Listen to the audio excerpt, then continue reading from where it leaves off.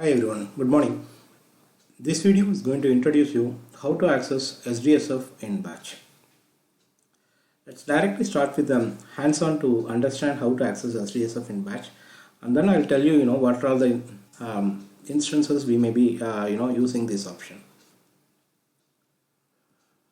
Okay, how do we access SDSF? This is a training mainframe, so I'm giving SD. Once I give an SD, I'm getting this panel. So when I give a SD, you are landing in SDSF menu. So if you give exec pgm SDF, then you will be into that menu. So whatever the command you are giving there, you need to give in the ISFIN as a in-stream data. Now what I am doing here, I am giving ST. So I have given a ST here. Next, I want to choose only my user ID related things. Z82 660. Okay, so that is what I did here. Then SIF aside, I want to prefix with everything. I want to take everything. So prefix all jobs owned by me, that I am displaying. And then I am looking for run JCL1J. JCL1J. Okay, and then what I am doing is I am finding for this, so that the cursor will come to left side of this one. Okay, now I am giving a P here, which is for purging. Okay, so that I am giving here a double P, and then again back to ST. Okay, I execute this. If I execute this, whatever we did, in foreground, everything we see in the output data set, and this would have been deleted, purged. Let's see.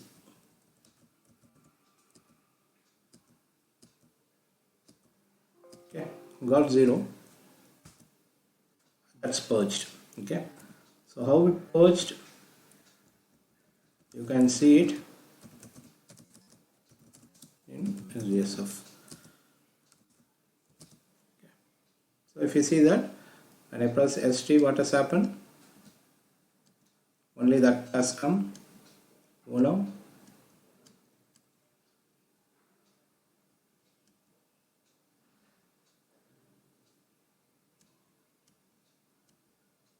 So and then only run JCL1 came, and then cast run JCL is found as, and this is displayed. Then what I am doing? I am doing a purge. When I give a purge, this action is happened. F8. Automatically one is chosen. F8. So command is issued. So that's purge. So this is how you access a SDSF in Batch. Okay. Now, what are the instances we may be using? And I also want to say that SDSF is a very wide topic. We can do so many things in SDSF. What we use in real time may be very, very less. So my exposure to SDF is also very much limited. So I tell you a couple of instances where I have used SDSF in Batch. Okay. One main instance I have used is sometimes we may be invoking some costly query in Spoofy, which will be running for long. We press PA1, PA2 to get out of this, but it won't allow you to come out. Those instances, we want to purge our ID. Okay, so you want to purge your ID. What you will do is I'll simply get out of this my ID, and I'll get into another person ID, my colleague ID. I'll go to my colleague and I ask him to submit a job that will purge my ID.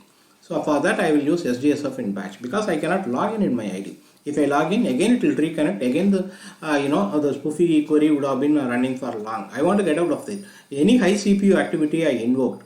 Okay, even 3.4 I have given only the first level high level production qualifier enter. So it will the system will hang, and you do a high CPU activity, which will be disturbance to so many people in the environment, and I maybe get notification from and questions for them for my activity. So when you do such kind of things, you want to just purge your ID. What you need to do is get out of your ID and ask your colleague to submit a job which is similar to this, like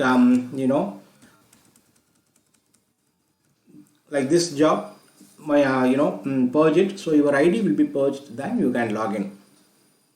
So this is something like this owner who is you need to give user and password is your user ID and your password, that you need to give, so that even though your colleague is submitting the job will be treated as submitted from your ID, and then because you only will have access to purge yourself. So do the owner of the user ID and ST user ID, find user ID, purge. So now your ID will be purged. And also I want to say that you need to have access to purge yourself. For example, this is a training mainframe. If I do the purge, not authorized for this command, but in client mainframe I have access to do that. So we are using this whenever we want to purge our ID, we do this SDSF in batch. Okay. And other instances are you want to know that which are all the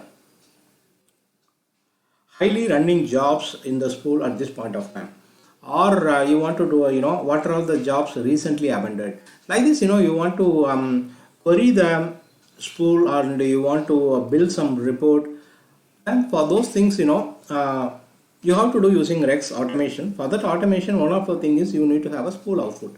So how do you get a spool output? Obviously, like you do the query and you will have the output like this in SDSF, captured in SDSF dataset, and you go through your Rex can go through this and take the information filtered with whatever you want and passing, and then you can display it. So this accessing SDSF may be very helpful for doing some of the automation in Rex.